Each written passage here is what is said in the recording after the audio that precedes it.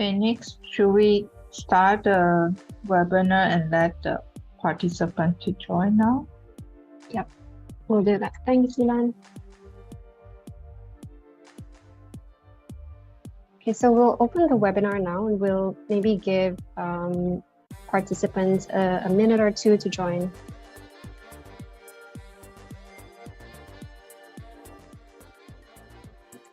Jeevantha is already there, yeah? Sorry? Okay, yeah, Jeevantha, yeah. Yeah. You. Yeah, you have already there. Okay, that's fine. Fine, okay. Yeah, great, yeah.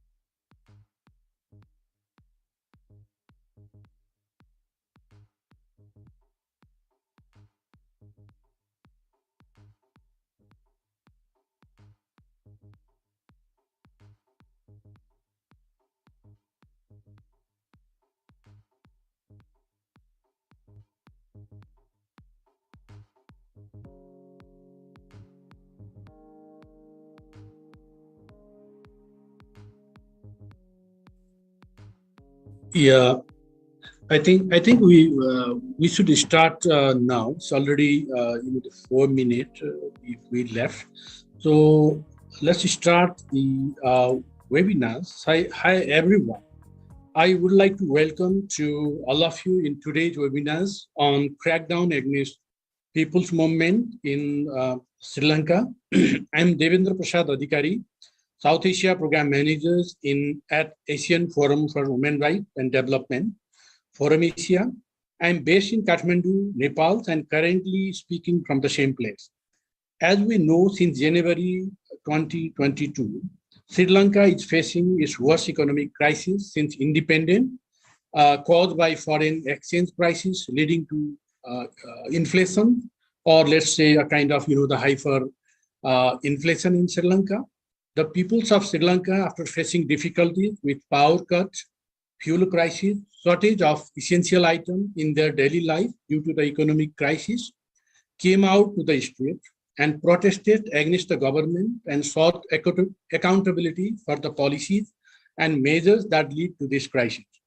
As we know that the government of Sri Lanka resorted to violence against peaceful protesters, including physical assault, tear gas, and firing. The government also restricted freedom of assembly and cracked down against media and women rights defenders there.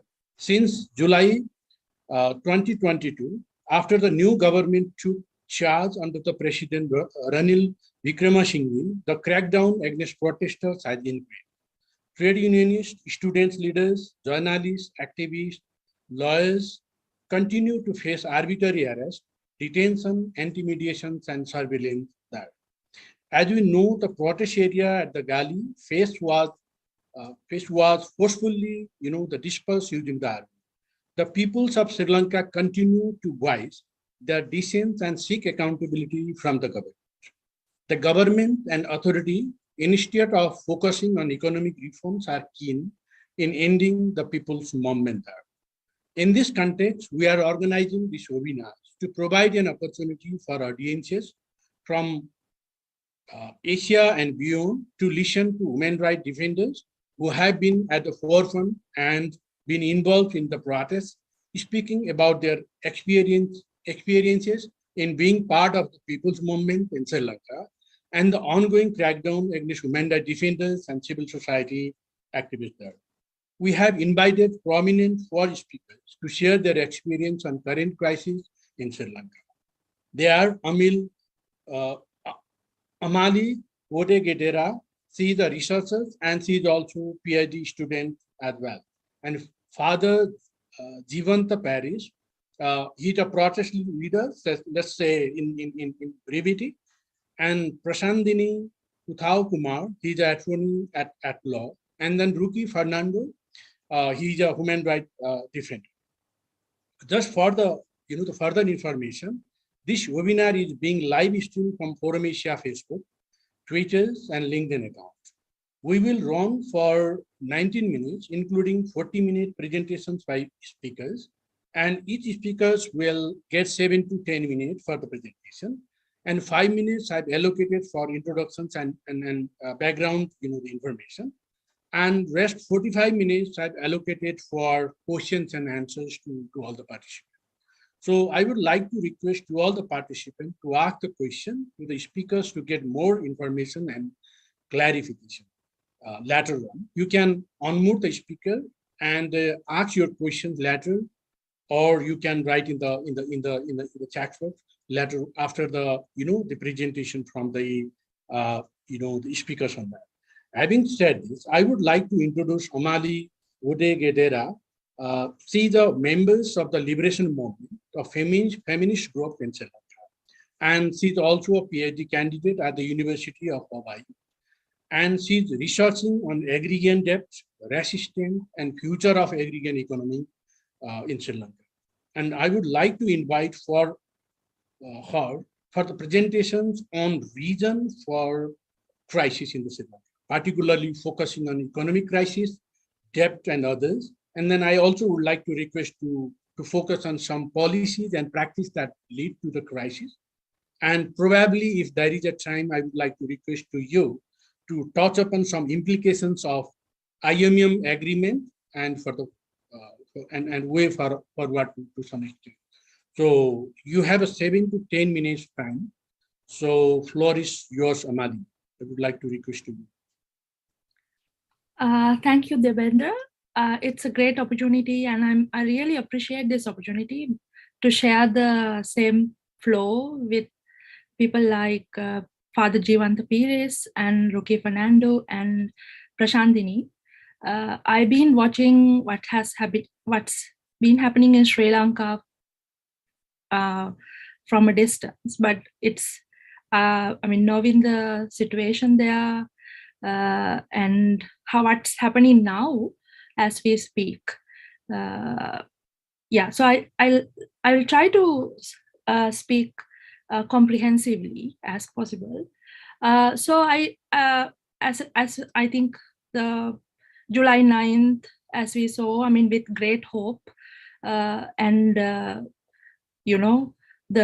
Aragalaya, that's kind of the peak, and what has been, we are discussing what has been happening ever since. People of Sri Lanka rose against a political class who has brought the country and its people upon this crisis. And we are witnessing how the same political class is regrouping and consolidating their power and taking the resistors and people, citizen protesters, student activists, hunting them down. So in 2022, you see the Sri Lankan economy ending up in a mega crisis. And I would like to share that this crisis has been building upon over, say, like last 10 years. And you could see micro level eruptions at various points. And this crisis actually has been building over the last 45 years. So the crisis is intrinsically linked to IMF, to whom we have reached out, to IMF and the World Bank, as the solutions and saviors of Sri Lanka out of the crisis. So I think we cannot understand the crisis without what IMF and the World Bank has been doing in Sri Lanka over the last 45 years. And it's, again, it kind of connected to the struggle, like Aragalaya. People rose up, trying to reclaim their sovereignty, freedom, autonomy. And as Debendra pointed out, the demand for accountability was one of the major demand of the protesters. So when you think about it, this question of accountability, corruption, enrichment of a particular political class at the cost of the people over last couple of years, and what has been happening. And even like the question of accountability is taken up by IMF and the World Bank as well. Social security, right? I mean, they are trying to kind of reinvent themselves on the questions of accountability, social security, human rights, women. So it's interesting, I think, and I think we should really focus on these matters. So, I mean, as we know, as we saw the demands of the people, the crisis was at the level of everyday. People were struggling to meet their everyday needs, power cuts, rising cost of livings, shortages of essential medicine, shortage of fuel and gas. So when the everyday life of people broke down, they came onto the streets and protested. And you saw many young people coming into the streets and talking about loss of future, loss of dreams. And I think so the scale, the massive scale of people who came to roads to protest also explain the breakdown of a popular government. The President Gotabaya Rajapaksa, the former President Gotabaya Rajapaksa, had a massive mandate of 69% in 2019. Apart from xenophobic Sinhala Buddhist nationalism, which again kind of propelled people, a lot of youth, I think, in my opinion, were also thinking that Gotabaya Rajapaksa can deliver the promise of development that multiple governments over last 74 years failed to deliver. So you saw, if you paid attention to Sri Lankan politics at that time, there were a lot of people came onto roads again in 2019 when Gotabaya won, drew murals, graffiti. It was kind of a very celebratory mood at that time. So, and that government fell flat in 2 years. So it's these things are connected. People aspire for development. They want socioeconomic advancements. But you see the crisis as crisis is that people's dreams and aspirations are falling apart and collapsing. And as I said, this is not something new. And I said the crisis has been slowly moving, creeping, and some groups of people have been experiencing this crisis in advance. You saw farmer suicides in Sri Lanka in 1990s. Then you saw various struggles against privatization of education, healthcare, and you saw women protesting against predatory microfinance over the last 5 years. And so this is like people have been driven to commit suicide. I mean, their everyday life of the working people is such, right? So different classes, particularly the working classes, people from low-income backgrounds have been experiencing the crisis beforehand. And Sri Lanka in 2022 went to default its public debt, and you saw the foreign exchange crisis, which obstructed importing of essential goods like fuel, medicine, and gas. At the same time, I mean, as you see this crisis building up and erupting at various levels, you saw a particular political class and a business class enriching at the cost of the people. So what we saw this year was an anger against this discrimination, right? Inequality. Sri Lanka is one of the most unequal income. If you look at the income inequality, one of the most unequal countries in the world. And if you look at like the legacy of Sri Lanka, like high like literacy, high ranking in the Human Development Index. So the past, that's the past. But these things are now collapsing. And that's I think the background.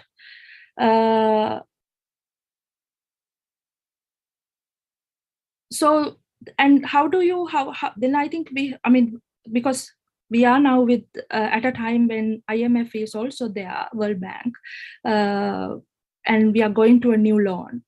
I said that you cannot understand what happened in Sri Lanka without properly analyzing the connection to IMF and the World Bank. So, and we are going into the 17th agreement with IMF.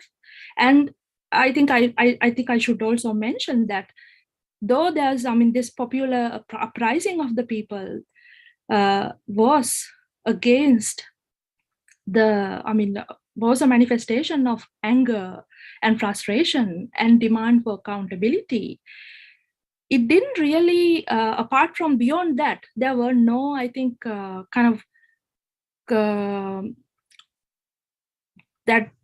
kind of in terms of economic justice, right? There were some demands for economic justice. At the same time, we saw that some of the people in the Aragalaya, they were demanding IMF involvement as well.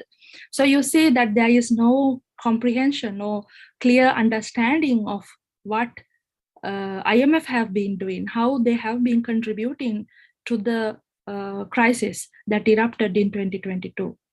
So you see, it was, Devendra also pointed out that it was a balance of payment crisis, and there was a deficit of foreign exchange, right? So Sri Lanka public debt exploded. So how did Sri Lankan governments over the years, how did they come to accumulate close to 52 billion US dollars of national debt, right? How did that happen? Yeah, Amali, could you conclude right now, and then after probably we will go question answers on this thing.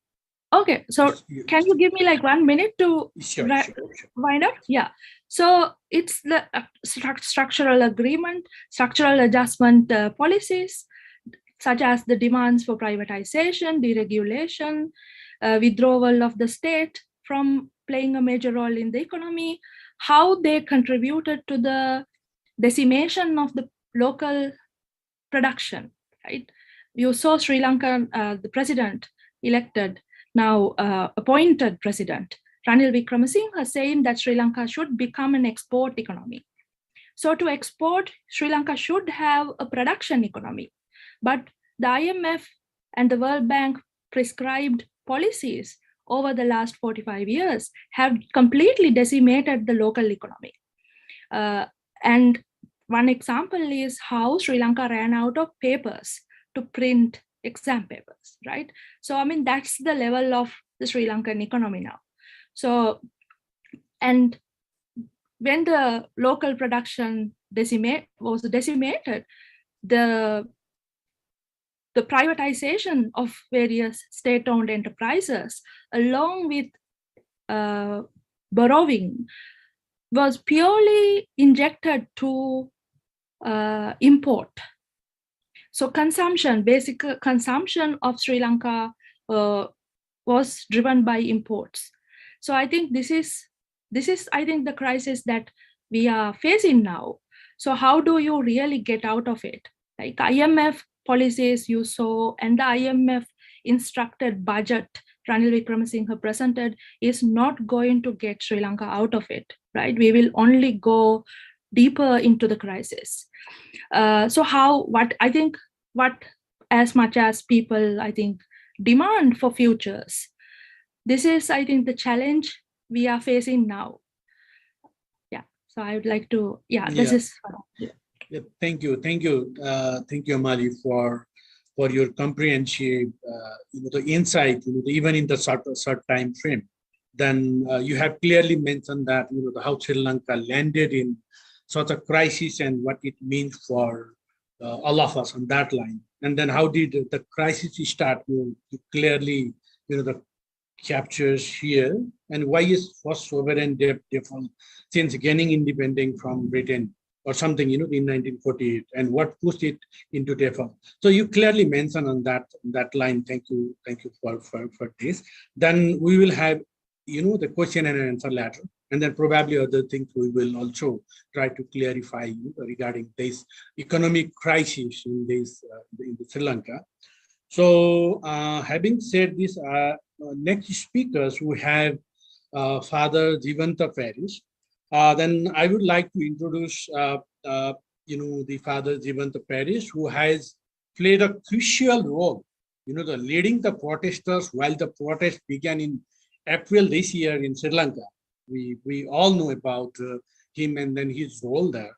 He has been a familiar figure in the forefront of the protesters because he has played the very significant role. And then, as I know that he has also a kind of the media friendly personality with the bilingual capacity there. So that's why. And then his role, what he played there, is also a spokesperson for the struggle against the government in Sri Lanka. And then despite his peaceful work, government has targeted him. And then he has been released in bail later on. So with this short introductions, I would like to invite Jeevantha for the presentation. And I would like to request you to focus on response of people to crisis. That Amali has clearly mentioned that economic crisis there. And then why the peoples, they started in the process, and then response of peoples to crisis. How protests evolved in the Sri Lanka, and then ongoing crackdown by the government, till date. And what is the situation there, protest situation there in Sri Lanka? Jeevantha, you have also 7 to 10 minutes for this. And then please go ahead. Thank you. Yes. Thank you for this opportunity. Yeah, I would like to share how people respond and how was their response to this kind of economical and political crisis, I would say, because it's not only economical crisis we had in Sri Lanka. It's also a political crisis which had to do much with the corruption and fraud. Therefore, this government and the governing bodies and the ex-president, they didn't want to resolve this problem. Instead, they aggravated without taking initial decisive steps to resolve this political and economical crisis. So by April 9th, people of Sri Lanka gathered to Golface Green, that is in capital Colombo, in order to have a occupying protest. It was not totally organized, as we saw people were dying in the queues, waiting for fuel, gas, and for other medicine and so on. People were going through very hard time with lack of electricity, and all these circumstances pushed people, especially I would say middle class, upper middle class, and lower middle class people were really put into a situation where they had no other recourse only to come to streets to protest against the existing governing body. And then by April 9, people gathered not only in Colombo, in different other areas, but in Golfes Green, they started camping out. I would say this is the genuine freedom struggle of Sri Lanka, because 1948, though Sri Lanka got independence, there was no proper people's movement.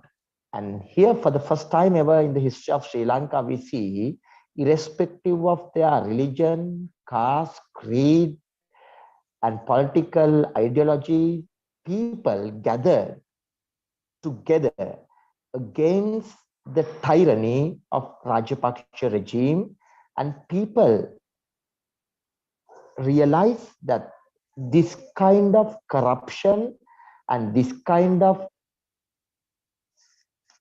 anti-people governance which took place for last 74 years had come to a social, political, economical eruption. And there, people came together, because throughout the history of Sri Lanka, always governing body had divided people, creating a common enemy. Sometimes it was Tamil, sometimes it was Muslims. All the time, the governing class, this class who had the power in the governance, created divisions. But first time ever in the history of Sri Lanka, people realized that coming together only, you can really bring the supreme power or the sovereignty of the people. So that is what we saw in April 9th, and it evolved. And then by 9th of May, we saw how the peaceful protesters were attacked. So this was the mobs attacked all the protesters who were protesting in the Golfes Green ground.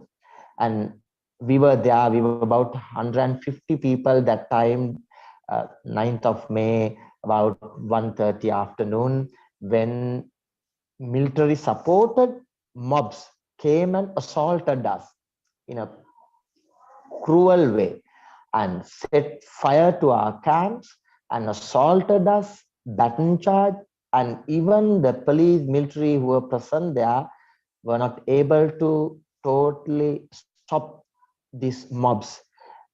Helped and provoked and motivated by Mahinda Rajapaksa, ex-prime minister, and parliamentarians who came. We saw the politicians who came with the mobs to attack these non-violent peaceful protesters.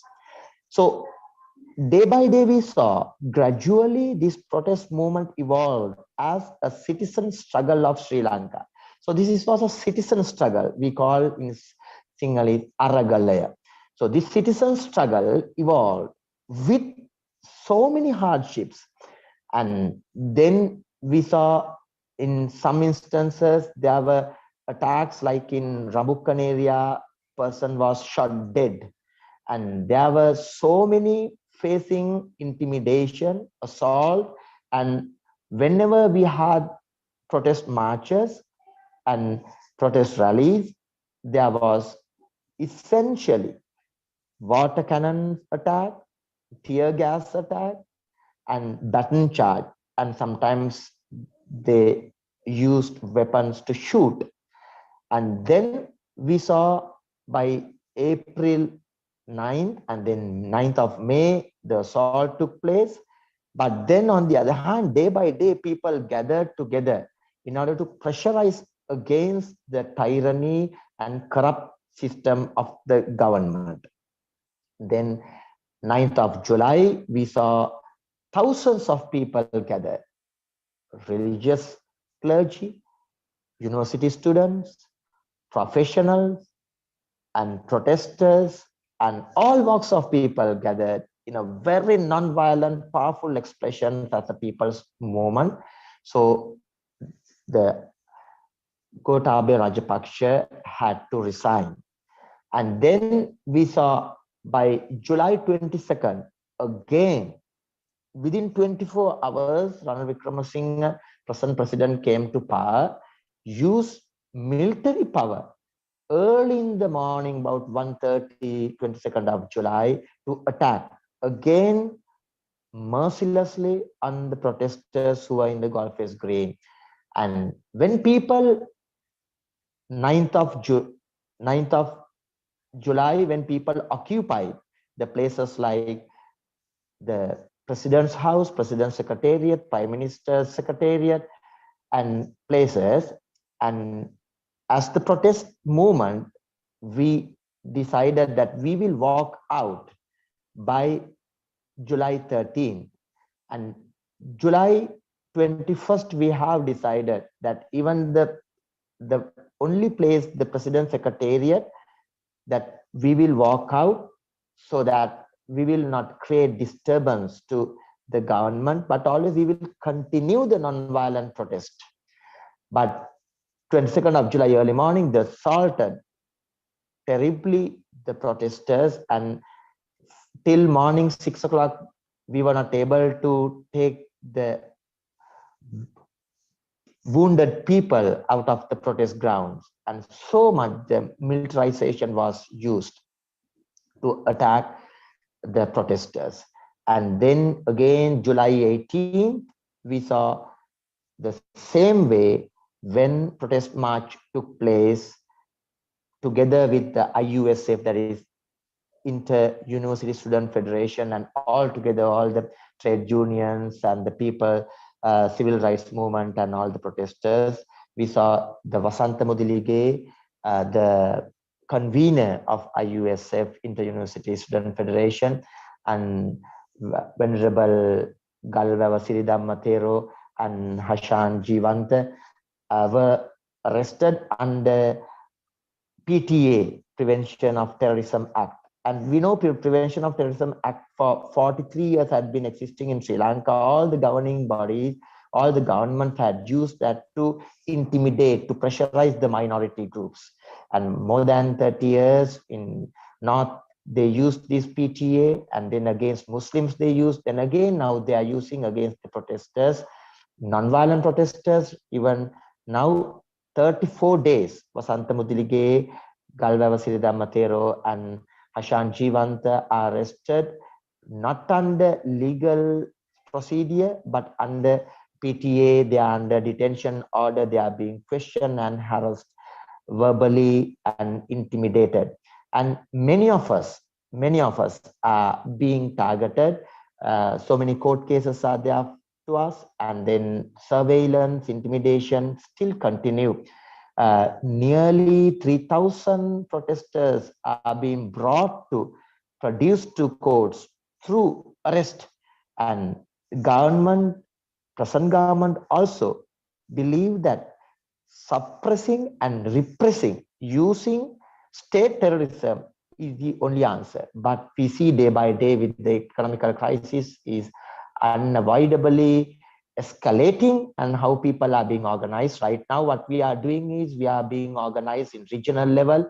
Especially we concentrate on forming People's Council to bring about the political literacy, because what we need is not just a change of a president or a prime minister or a member of parliament. We need the system change, as Sri Lankans have identified. That is economical change, economical structural change, political change, and social.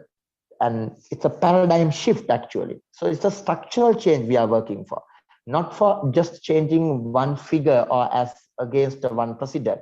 Therefore, we continue through forming People's Council and allowing people to get involved in regional level. And that's how we are going on. Thank you. Yeah, Jeevantha. Yeah, thank you. Probably colleagues have more questions. Probably we will also talk on these issues later on as well. And then thank you, Jeevantha, for sharing your experience on that. And you have clearly mentioned that the protest at the beginning it was not properly organized at that time, but you clearly mentioned that how the protest evolved there, and then how the power of citizen the mobilization increases a kind of the resilience to fight against ongoing crackdown there. And then we have also the notice despite the government disruption, there was the hundreds of thousands of protesters participated. In Sri Lanka, it's like a kind of reawakening peaceful activism in Sri Lanka there. And then we have also the notice many the whom the Gota slogan was there. Why this space of the orchestra club? Thank you, Jeevantha, for yours the presentation on that. We will the latter we will back on question and answer, and then we'll also clarify more on this. Having said this, I would like to introduce our next speaker, Prashandini Uthayakumar. She's an attorney at law and has worked, the experience with many women rights organizations in Sri Lanka. He is, being a director of Amali District Women Network, members of Northeast Coordination Committee, regional liaison of International Bridge to Justice in Sri Lanka. He has tremendously, the contributing in the Sri Lanka human rights and civic space concern. Then, having said this, I would like to request Prashandini for the presentation. My request would be to focus on right of concerns of Tamil in north and eastern provinces, and then Tamils has also a kind of the world's and ongoing struggle there, and then there is also a kind of the 100 days campaign. We also would like to hear from you on that. And then reprisal phase during that period, and then Northeast Tamil perspective on protest in Colombo, and then elsewhere. Then Prashandini, you have also 7 to 10 minutes for this. Please go ahead.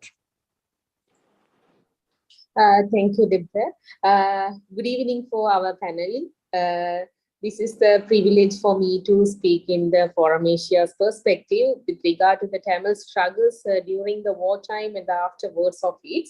So initially, I just elaborate what has happened that old age and presently the consequences how affect the Tamils and the Muslim people. So we, the Tamil and the Muslim people, commonly known as Tamil-speaking people living in the northern east area, facing number of right-based violations and the right-based consequential challenges over by our majoritarian government. In that sense, what I am giving a clear picture about that, early wartime or during the wartime or afterwards of the war, we are facing number of right-based violations by the majoritarians. In the sense, in the majoritarian, the government, the rulers having done number of betrayal to the Tamil community, Tamil-speaking community. For example, no parity in the equal resource allocations, or no the right-based activities in a parallel sense, or there is no any equal opportunities for the Tamil-speaking people, or else that if there are any right-based activities promulgated or the right-based development promulgated by the government, that won't be given to our Tamil community peoples in the northern east area. So in that manner, the Tamil community people agitated to fight for their rights, for their dignified life. For everything, they are becoming as a protesters or the demanders in the government. So in that basis, the Tamil community people's protest has started in the early 1980s. Thereafter, the struggle has go prolonged and they are agitated to demanding for their self-determination as well as their rights over the government. But during the wartime, all of us, all the world, we realize that there are a number of humanitarian law violation as well as the human rights violation has taken place in the wartime period. For example, enforced disappearances, rape, ethnic collusions by some kind of activities, and also there are many violations, brutal murders, burning, storm. There are number of incidents has taken place over our Tamil community, not only over the Tamils, over along with the Muslims community also it has taken place. So from that basis, the people started to agitate against the government and demanding their rights. That sense now also prolonged in a different manner. Earlier, the people has gotten their powers into their hands and demanding the government to reduce their grievances and ask for their rights-based activities. But nowadays, it's form a different sense of ethnical view. For examples, now the protest has protest and every demandings are in a perspective like that. Even we subjected to the war and we lost everything, and we have subjected to a number of violations. So now we are demanding not for the dignified life, not for the demanding any rights over the Tamil communities, especially for the Northern East. We are losing our lands. The archaeology department, the forest department, coast conservation department, and everyone are taking concern of the Tamil community lands and grabbing the lands. And also they are telling that these are belong to some other community, not for you all. So the government suppressions become a different perspective, and on that perspective we are demanding our rights. We are protesting to releasing our lands, demanding our rights has to be enhanced by the government. Like that sense, the protest has emerged in a different manner. So this is the current political scenario and the current political violations practiced by the Northern East area, and people are demanding for their some different kind of rights for the equal opportunity and the equal resource allocations and everything. So the civil society organization in the Northern East, especially for 14 organizations forming as a Northern East Coordination Committee, realized that where even soon after the war or post-war situations or the circumstances also, the Tamil community people facing number of violations by the government or some other military people or the police officers and everyone. But soon after, even the war and the COVID situation as well as the economic crisis making different sense of impacts over the Tamil community's life. So the civil society organizations realize that these things has to be brought into the parliament by the Tamil community representative, the political representative. But none of them consider these things, and they are commonly talking into the government, telling like that, yes, Tamil community having like these problems, so you just short it out like these things only they are demanding in the parliament. So the civil society people also approach to the politicians and telling that now the economic crisis as well as the COVID situation is the best opportunity to talk with the government. Some demands you can tell to the government and make a coalition government to rule the country. So the current crisis create that kind of situation over the country. But the Tamil politicians are stating that this is the situation they can't demand from the government. So they are going with the program or agenda with the government and demanding thereafter that. So that is not work out. So now what they can do is demanding something. But you are giving such a power sharing, or please implement the 13th amendment power sharing or power devolution to the Tamil North and East community. So that may be a good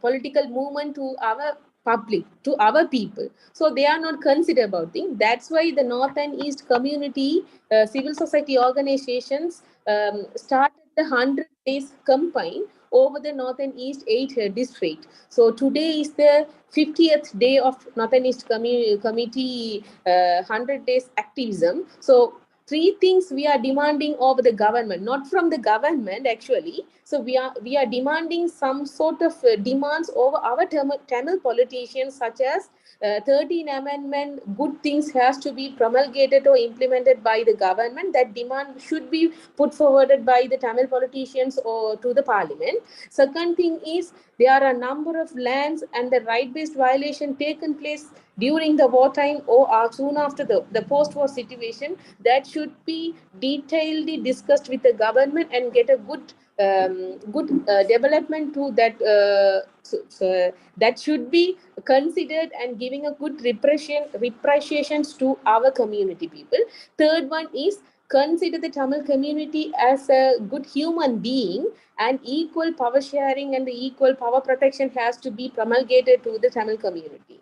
So these things has to be considered by the Tamil politicians and informed to the parliament. With the coalition government, they have to make any kind of arrangements to guarantee the rights of people in the North and East area. Apart from these, I want to just sharing some views in the Northern East people about the Aragalaya, Kalambu Aragalaya matters. So where the protest has taken place in the Kalambu Golfes Green, called Aragalaya, to demanding to overthrow the government, to make a new government, to reduce the economic crisis and everything. In the initial stage of this Aragalaya, actually the Tamil community people mind was like that. This is the majoritarian brought of the certain political party to the for the power. So they are the people need to protest against them and defeat these people to overthrow them, to make a good government political situation in the country. So the white Tamil community people want to engage in these kind of activities. This is majoritarian who brought them. They are the people want to chase off these people. So in that manner, earlier mindset of these Tamil people has shown, but thereafter they realized that no, this is not only for the certain community, this is for all over the citizens of island. So we also think about that. We also engage with Aragalaya, and we need to support to the Aragalaya. Thereafter, many people from the Northern East, even myself, I know that there are 500 to 600 people has went to the Aragalaya to support the our Aragalaya protesters to demanding the government overthrowing. So earlier stage, they are it seems like they are not supporting to the Aragalaya, but thereafter they realize that it's not only for the western part of the western province of the people, it's for all islands. So they are supporting them to continue the protest to demanding our rights. Apart from these, I also personally realized that the Tamil people also have a same right along with the majoritarian people. For example, freedom of assembly, freedom of speech, freedom of expression, everything we are equally guaranteed by the constitutions, and we are having the same rights. But even during the Aragalaya period, these people are commemorating number of events. For example, the war crimes, and during the wartime, number of civilians has murdered and disappeared. So those people, commemoration has taken place in the Aragalaya as well. But in the northern east area, all police officers has police stations and the police officers has filed emergency papers into the court and asking the stay order to commemorating these activities. So similar activities taken place in the western part of the country and the north and eastern part of the country. But the perspective of these activities are by the police officers and the militaries are different. For example, Aragalaya people also commemorating the dead people for the wartime dead people, like prayers and the commemoration things. But when we are doing in the northern east area, they are telling that you are again terrorizing the people mind. You are again emerging the terrorizations over the people. So you are not allowing to commemorate like these activities. So if you are commemorating any the group people commemorating any activities, you will be arrested under ICCPR Act, OPTA, or under the emergency regulations, like you will be arrested like that. They are threatening us. So we are giving up such kind of commemorations and doing ourselves the personal prayers or something we are doing. So even during that Aragalaya period, the perspective. Prashandini, could yes, you go to yes. please? So in this in that manner, that perspective of the government and the police officers over the rights of Tamils and the single majoritarians is a different perspective. So I think I will conclude that the government perspective on the north and east community right-based demands are different. When we are demanding any rightful or lawful activities over for ourselves for dignified life, they are thinking we are terrorizing. We are demanding, we are emerging the terrorism. Like that, they are thinking and stopping us. So this is the manner I just can elaborate our North and East perspectives. Thank you. Yeah, thank you, Prashandini, for your very comprehensive note on that. And then what I wanted to say that summarize, in your presentation you have already summarized it. Then how the majoritarian government, the responding to Tamils and Muslims, you clearly mentioned there. And then you have also mentioned the armed conflict period, that before, during, and after what happened there, particularly on that, that is not a no right-based activities, even current situation in your area. And then thank you so much for your the perspective during this time. And then you have clearly mentioned on that the prevalence of human rights violation cases there, and then discrimination, and even the access to justice part, and even also the absence of accountability for past atrocities of the government. And there is clearly mentioned that the majoritarian and then minorities issue was also you surface right now. Thank you so much for your presentation. And then having said this, I would like to introduce the Ruki Fernando. Is familiar with human rights defender and civil society activist for his tremendous work on human rights and civic space, not only in Asia but also at the global level. He was work on human rights issues since 1997, as we all of know on that, and then since early 2007, as human rights violation, within Sri Lanka escalate, he actively, engaged on that case, this field, and he has worked on human rights education and advocacy at different level through writing op-ed in online, the journalists, as well as the national press, and giving interview to the media house. Having said this, I would like to invite Ruki for the presentation. I would like to request you to focus on overall human rights and civic space situation of human rights defenders and civil society activists in Sri Lanka. And then it would also be good if you touch upon some part UNHCR, and then some Asia, and the pending resolution with us. You have 7 to 10 minutes, Ruki. Please go ahead. Thank you, and happy to join Forum Asia event again. Joined many times, I think, over the years. So thank you for organizing this at a very significant time for Sri Lanka. So I changed my original plans of the first things I was about to say, but the last thing about international part will remain. So I thought I will speak about overall human rights from two perspectives. One is about protests or struggles in plural, not single, but also I will speak about protesters, or commonly called strugglers, although the strugglers is a strange word in English, but in Sinhalese it makes, which is my native language, it makes a lot of sense. So first, to talk about protests or struggles for rights, dignity and justice. Struggles are, I always refer in plural, not in single. And those struggles, protests have always been there for many decades. But I think what happened in the last few months, in the first few months, is unprecedented in Sri Lanka. It's the first time that street protest led to the resignation of a president, a prime minister, ministers, and a whole government. And this includes the ruling family, the president, the prime minister, and many of the ministers were from the same family, brothers or sometimes sons. There were three particular features, I think, of this ruling family. One is that very corrupt and responsible for massive economic crimes. Secondly, very racist, that they took on an identity of the majority, Sinhalese and Buddhist. Thirdly, very authoritarian, intolerant of any form of dissent. So in this context, I think the compelling them all to resign through peaceful protest is a major, significant achievement of the peaceful protesters. For me, I brought back memories of the Philippines people power, or even in Nepal, Jana Andolan like that, and across the world as well, of what I have read, what I have seen, although I have not been part of those things.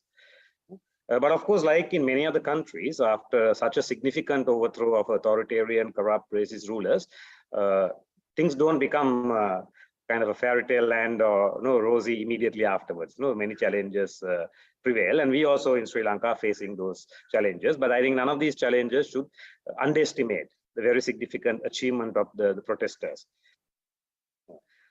Third thing that I want to talk about is also that this the protest movements, the various protests, primarily in Colombo, but also in different parts of the country, that led to the fall of these Rajapaksa families and members, and also the government, must not overshadow other struggles, the historical struggles. Now, for example, I think we just heard about the 100th day struggle. Today is the 50th day in the north and east of the country for a political solution to the ethnic conflict, which has been there for decades, and which actually led to a war and very serious consequences like killings, enforced disappearances, and so on. And then also struggles of people who work in estates, people who were demanding for truth and justice for Easter attacks, the worst massacre after the end of the war. So there has been many other struggles which have been going on, and we must not let one struggle overshadow the other long-standing struggles. I think this is a challenge that we face in terms of struggles. So about the strugglers, or the protesters is a more familiar word in English. The word strugglers come from the word aragalaya in Sinhala. That has become popular word even internationally now. But the word aragala karuvo, people who are engaged in the struggle, is a less popular word. And I think the closest translation is strugglers. So I think the first thing about is that it has led to a recognition of new forms of civil movements and activists in Sri Lanka. Government, the present government, but even the previous government recognized them, a new group of activists and new protest movements.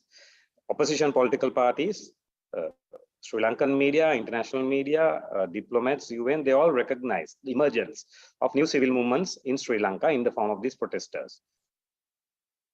And I think that is very significant, and I hope that that will continue, that recognition will continue, so that we don't always rely on the old kind of the civil movements and the civil activities. The second is a more challenge that is very obvious, and I will not go seriously into that, because I think Father Jeevantha has also mentioned that. That is the crackdown and the reprisals against the protesters, which is still going on. The third one, which is not, is a little bit more internal and which is a little bit more difficult, is that these civil movements, are all old and new, are also very fractured and very diverse politically and ideologically. I can say left, right, and center to varying degrees.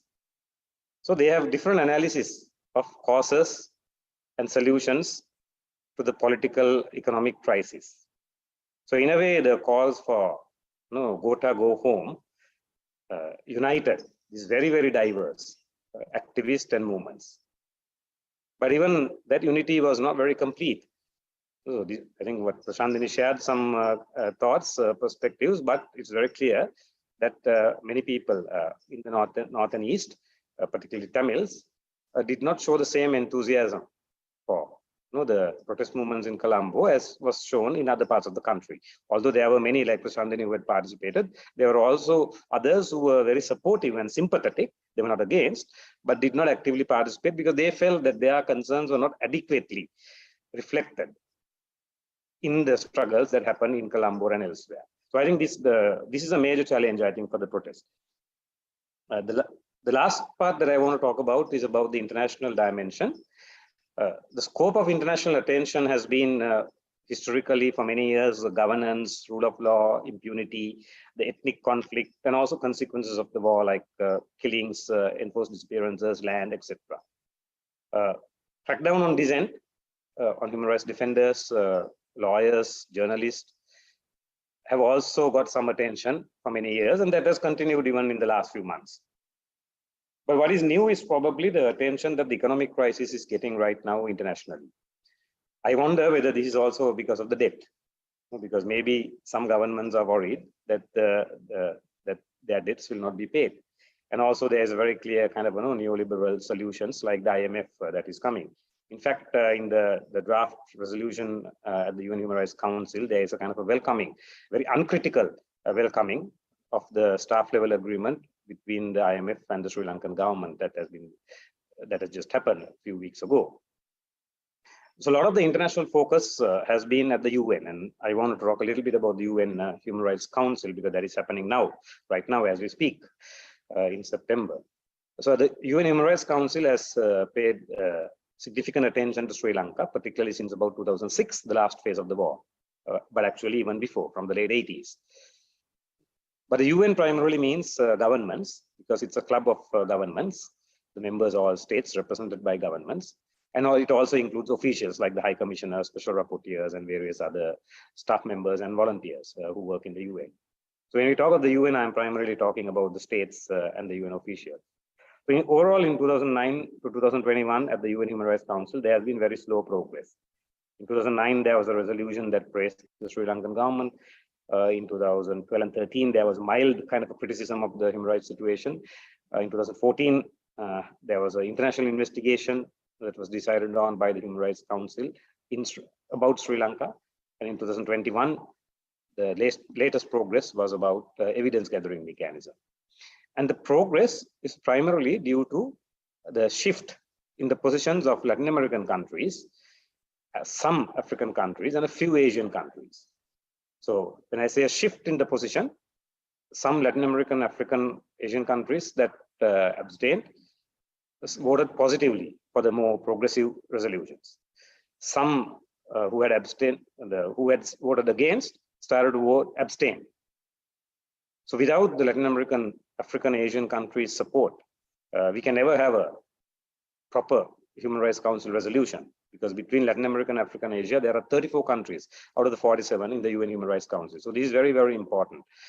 And the 2022 resolution is pending. The draft resolution needs strengthening. I participated in a discussion online, and there are also colleagues who are physically there in Geneva last week.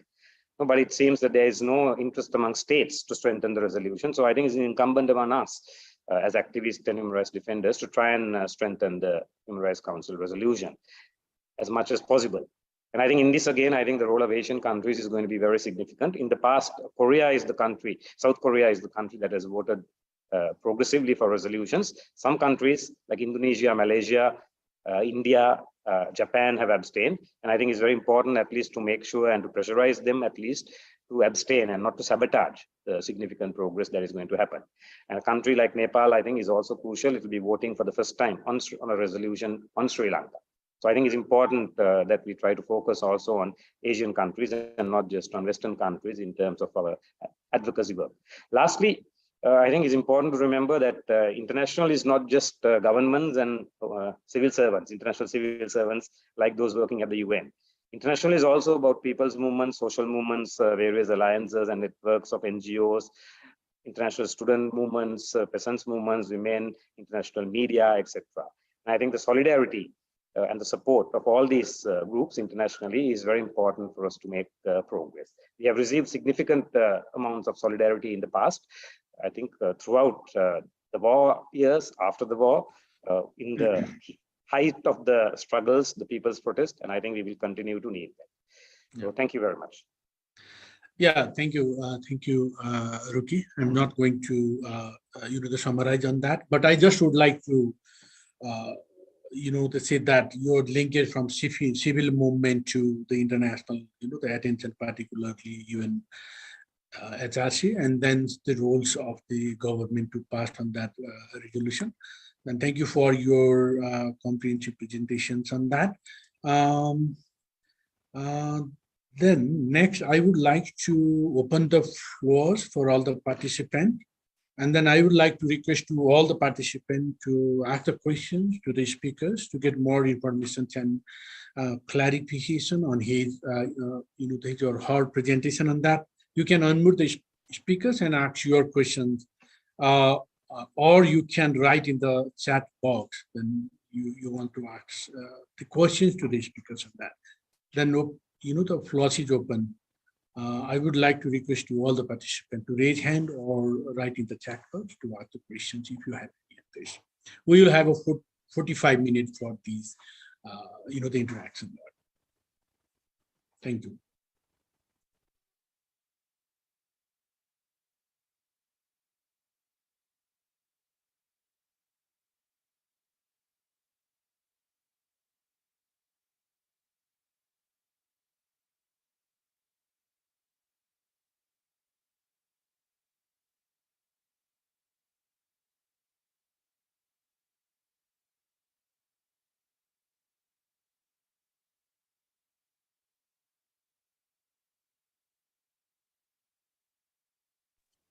Jeevantha, it's my technical error. I couldn't follow up you on the last. Did you ask any questions from me? No, not for you, but just asking, open it floors, and then we are waiting the question from the participant to all the speakers there. Okay, thank you. Nishalaji, you raised the hand there. Yes, hi. So there is indeed a question for Prashandini, but I see that it's disappeared now. Is it, or maybe she's answered it? Yes, okay, so she's typing her answer. Yeah, just wanted to flag that.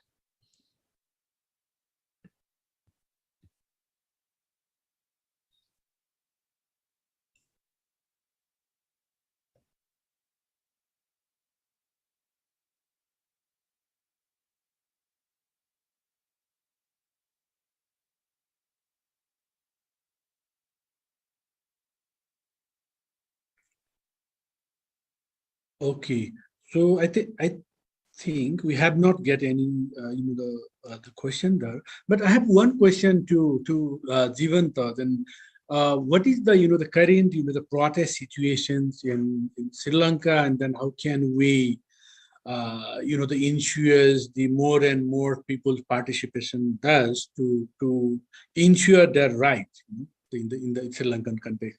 Jeevantha, would you like to share any thought from your side? Yeah, Jeevantha, I think one way, as Ruki said, supporting the human rights movement of Sri Lanka is important right now. As an international community, I would say that we see not only South, in North right now, there are political prisoners still, and the hunger strike is going on in 2019 and 2020. Nearly 12 Tamils were arrested under PTA. So one way international community can support the entire protest movement to remove the PTA, because as Sri Lankans, we don't have any need for Prevention of Terrorism Act. So I think as international community and human rights defenders, you all can help us, help the government, and also write, and also through media, to question why Sri Lankan government needs to maintain Prevention of Terrorism Act. I think in that way, because we are forcing in our fullest way to remove the PTA, which is being used against all the citizen struggles of Sri Lanka. So I think that's one way as international community, you people can help support us. And also I think in solidarity with all the minority groups in Sri Lanka, we have to carry out this mission. I believe this kind of citizen struggle will not achieve the lasting results within a couple of months. I always believe when I got involved, at least for a decade, we will have to go on as a unifying protest movement. So that will continue, and I think as international community, you can support us to pressurize the government, and also as human rights defenders to promote defending human rights. Yes, thank you. Yeah, thank you. Thank you for your answer there, Jeevantha. And then I think there is one question from Buddha. Then what kind of advocacy effort would people for Sri Lanka want international organizations like Forum Asia to focus on? So could anyone would like to answer on this? Ruki or some? Yeah. Can you repeat again? There is a question. What kind of advocacy effort would people from Sri Lanka want international organizations like Forum Asia to focus on? Right. So I think everyone can answer. Our answers might be enrich each other's. So right now, I think a priority is addressing the economic crisis and the kind of the causes, that led to the crisis. And as Father Jeevantha said, I also fully agree. It's also a political crisis. It's interconnected. We cannot separate the two. The politics, the political decisions or the policies kind of lead to the economic crisis. So I think in that sense, it's important to have a good focus internationally also on the causes, particularly because of the involvement of international institutions like the IMF and even in the debt. So there's a campaign, I think, that has been started by some activists in Sri Lanka for debt cancellation. So that will require certainly, significant degree of support.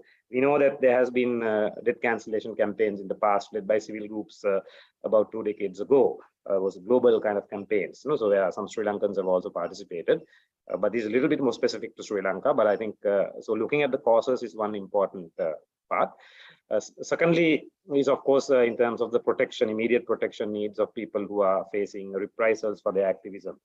Human rights defenders, lawyers, journalists, student activists, trade unionists, very diverse groups. Families have disappeared, particularly in the north and east, who are Tamils who have been on the streets for more than 2,000 days. So I think that kind of a solidarity is also very important right now for people who are facing threats. And I remember that in the past, when I was facing such threats, there was a lot of support and solidarity from our friends in different Asian countries. So I hope that kind of a support can continue. Others could also add to this, I think. Thank you. Yeah, thank you. Thank you, Ruki, for your answer on that. So I have one. Is there any question there? And then just one question to Amali that is in my mind. Just one thing, even though the Sri Lanka has reshaped, the credit line from neighbors, like India and others as well, but it was unable to regularly pay for the import of fuels and essential foods. That news we are reading on that. So what is the reason behind this? Is there again, the kind of the malpractices are there, or is there again, the kind of the governance still prevails in Sri Lanka, or what is going on this? Why this type of situation exists? After the kind of the reshift the credit line from neighboring country back.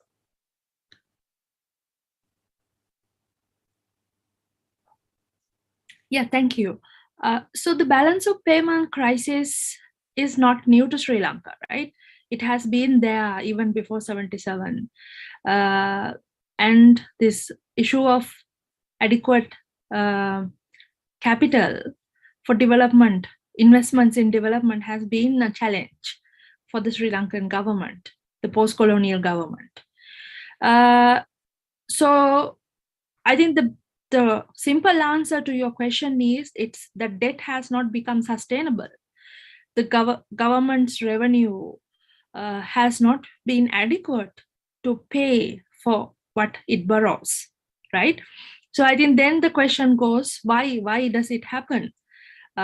So this year, I think the major question was, because the simple, like how we respond is to look at how the government, the immediate government has performed. So people said, okay, it's because of the tax reforms of the Rajapaksa government that reduced revenue. That's one, right? Sri Lanka has had, I think, has the lowest tax ratios. If you look at the South Asian region, and extremely regressive tax regime for that matter, that people, masses of working people pay more taxes than the corporate sector. There's no wealth tax and very low corporate taxes and very bad income taxes. So revenue has not been there. The other, I think the biggest cause has been the failure of the local economy, the production economy. The productive sectors have been neglected. The agriculture has been long neglected. You see various issues in agriculture.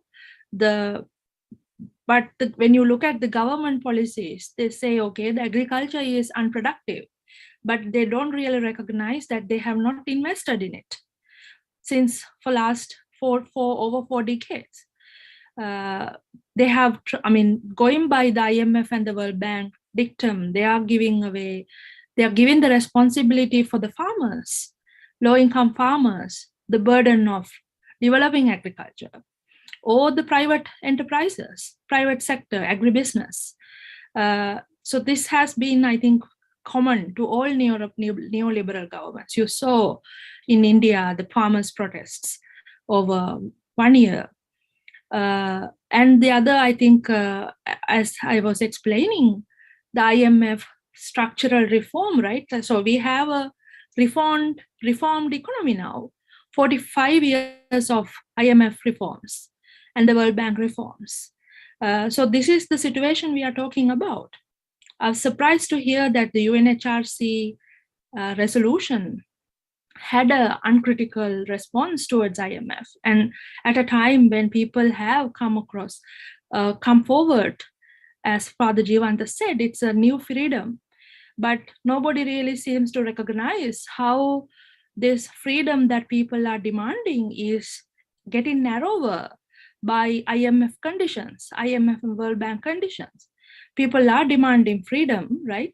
But the space is shrunk by these conditions. Yeah, thank you, Amali, for this. Yes, you are rightly pointed out there. And another thing, the probably we all know about the debt cancellation campaign across the South Asia. That is also going on in the South Asian region, and probably in others like the underdeveloped country on that. Probably we can also start this type of the campaign even in the Sri Lanka. I don't know, but I think that has already been started there or not. But even in Nepal, in previous time, we had also discussed about the debt cancellation from the developed country to overcome from the poverty and then to ensure the basic rights of the people. So probably we have to also think on that line, and then we can link on that civil movement to debt cancellation, the Sri Lanka case. Yeah. Okay, then having said this, I just would like to, I don't have a question, then Prashandini, would you like to say something from your side on Tamil perspective and this protest, and then how can we bring together all this movement? We have a diverse movement, but we can only win the movement, and then only we can ensure our right if we all have one platform to get that right. What is your perspective on that? Yeah, please. Again, hi. What I can tell that we are demanding something from the government now. Every Tamil people from the Northern East realize that earlier demands not work out now. For example, the self-determinations, all those things now that won't be work out. But we are demanding equal dignified like others, life like others. For that, the government has to consider our grievances as well. At least some of you might got to know that more than 20 to 2,000 days, the disappeared people's families are struggling. They are demanding some rights. So likewise, those grievances has to be settled.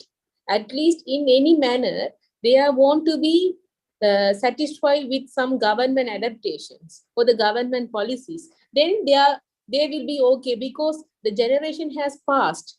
That victims of disappeared peoples, now they are passing with the second generations. The earlier generation who are facing the problems now under the tender age old.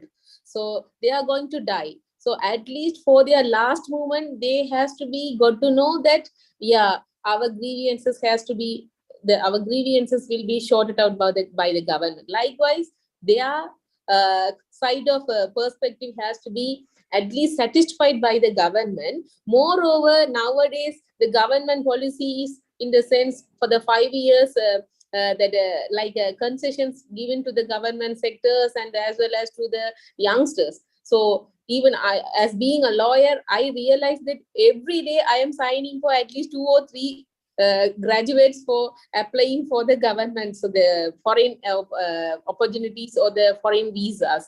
So I am feeling like that soon after 1 or 2 years, there is no any intellectuals will be here in Sri Lanka to put forward the country to the good, better way, because the old dumb people, we will be here and lead the country. So again, it will be another problem. So all the people who are the intellectual or the educated people are ran out from the country.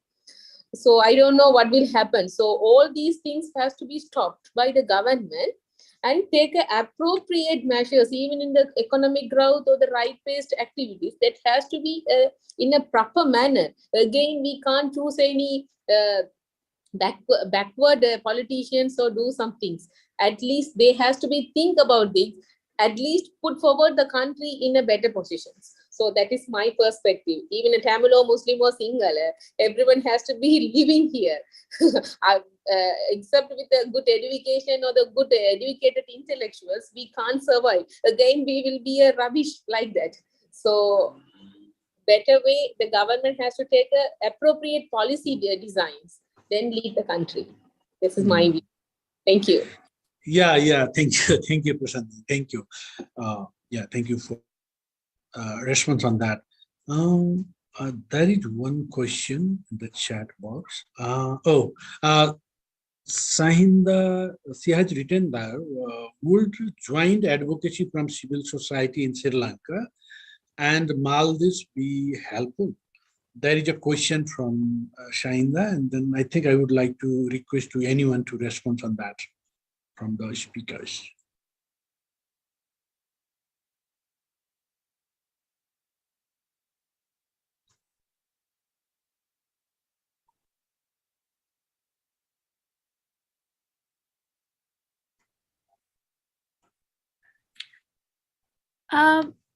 I would like to take on that because I've been also like observing when Sri Lanka, like this protest broke out, there was, extreme hope. We were really hopeful across the world how people occupied the presidential secretariat, right? People were very hopeful, and how it would even, be kind of a lesson for other authoritative governments and politicians engaging in corruption in other parts of the world as well. But then now we see that the student activists are hunted down by the government, and that I think the solidarity we saw in the earlier phase has kind of reduced now, I think. And you also see now, Ruki, even the PTA, right? When the student activists were arrested under the PTA, it's kind of a new turning point in the exercise of Prevention of Terrorism Act by the government. And it was surprising that European Union, who campaigned the abolition of PTA as a condition for GSP Plus at one point, they were taking time. They took some time to respond. So I think civil society solidarity is, especially from South Asia, I think extremely vital. So that will check on this other like multilateral or bilateral forums. Yeah, I think that's very important. Yeah, thank you, Amali, for your response on that. Khalid, if you have any questions or comments or suggestion to the speakers in this forum, yeah, Nishalaji, please go ahead. Thank you. Thank you everyone for your wonderful insights, extremely helpful. My question is to all speakers, so please feel free to answer. So I am keen to understand the gendered implications of the protests. Of course, there has been some coverage about the gendered implications of the economic crisis, but what about a gender responsive or a response that integrates these gendered concerns as the country moves towards recovery, or when the country moves towards recovery? So if anybody would like to answer that. Yeah, I would like to answer that. I mean, you mean the general response, right? General response of the public, right? More like, how should the government respond to these specific gendered implications of the economic crisis? Or in your opinion, if you think that is even required or not? Yeah, so, I mean, first of all, we see the repression, the state terrorism being used against the cry of the people, because people still cry out because the financial crisis is escalating, Therefore, now still the protest movement is going on in north and south and everywhere, but only thing is thousands of people won't gather in number, but still we continue different rallies because still the cost of living and the inflation is unbearable to people.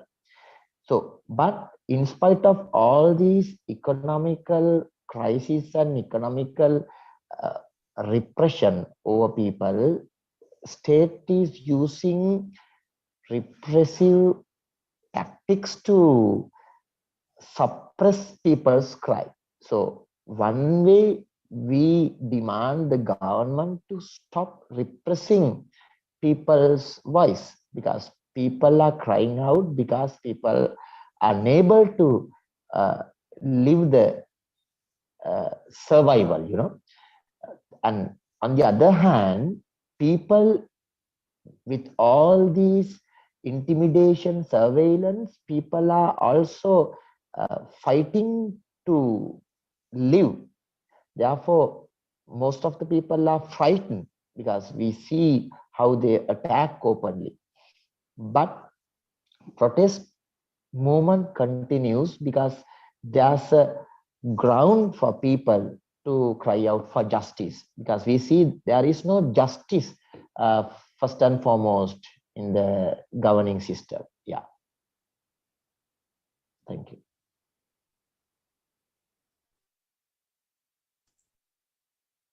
Yeah, thank you. Thank you, Jeevantha, for this. If any questions from participants, or if not, then before concluding these webinars, I would like to ask to the speakers, if you have anything you would like to share in this forum before concluding the webinars, please feel free to add anything.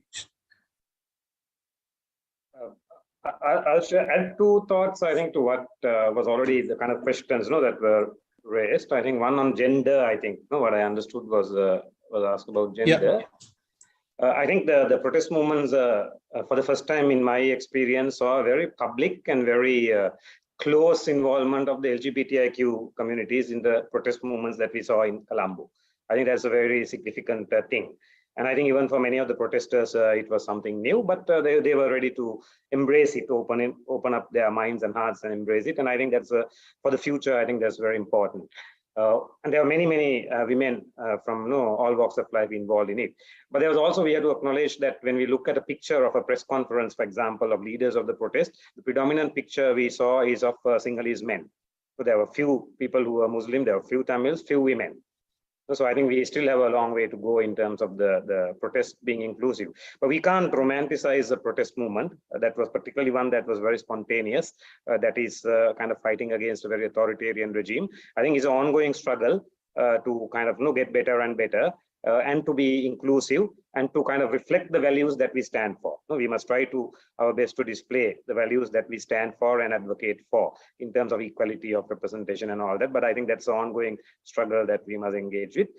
What Shahinda said, I also fully agree. I think there's a lot of space for Maldivian, Sri Lankan, but not just Maldivian and Sri Lankan, but many South Asian and broadly Asian countries to work together. I think particularly at the international level, I think it's very important that we try to work together on a variety of themes, whether it's debt cancellation or whether it's protection of human rights defenders or counterterrorism, oppressive counterterrorism laws. I think it's important that we work together. In my experience, sometimes things can be a bit competitive at a forum like the UN Human Rights Council, because activists from Sri Lanka would like to get as much as coverage for Sri Lanka. Activists from Maldives would like to get as much coverage for Maldives. Activists from Nepal, India, Philippines, Myanmar likewise. So rather than, I think, competing, I think it's always important to try and cooperate with each other so that all of our concerns will be reflected. And I think organizations like Forum Asia have tried to do this in the past to try to kind of coordinate better cooperation. I hope that you will continue to do that as well in the future. So thank you again for organizing. Yeah, thank you, Ruki. If we do not have more questions then or sharing, so we have come to the end of this webinar. Then it's been a pleasure being with you all today. Then thank you so much. And then I observed the excellent presentations and active discussion among our speakers, namely Amali, Jeevantha, Prashandini, and Ruki. Thank you so much for your excellent presentations here. And then the webinar explicitly exposed the ground reality that had been, happening in Sri Lanka. And then it also provides information for all of us to have a collective effort to the protection of fundamental rights of the Sri Lankan people. And it also helps us for the international advocacy as an, when necessary, probably on UN Human Rights Council and then other platforms. That's why I conclude the purpose of the webinars has been completely accomplished. Then you will receive to all the participants an email containing a link to the broadcast so that you can also watch it again later or share it with someone who might be interested. We have also planned to release a press statement based on the discussion and conclusions of these webinars. We will share the draft press statement to the panelists, to the speakers on that. Having said this, on behalf of webinars, I would like to express my appreciation to all the participants and speakers, and officially would like to announce the end of the webinar session. Wishing you all the prosperity amid the pandemic, or let's say post-pandemic. Thank you for your attention and be safe. Thank you. Thank you. Thank you. Bye-bye. Thank you. Yeah. Thank you. Bye-bye. Yeah.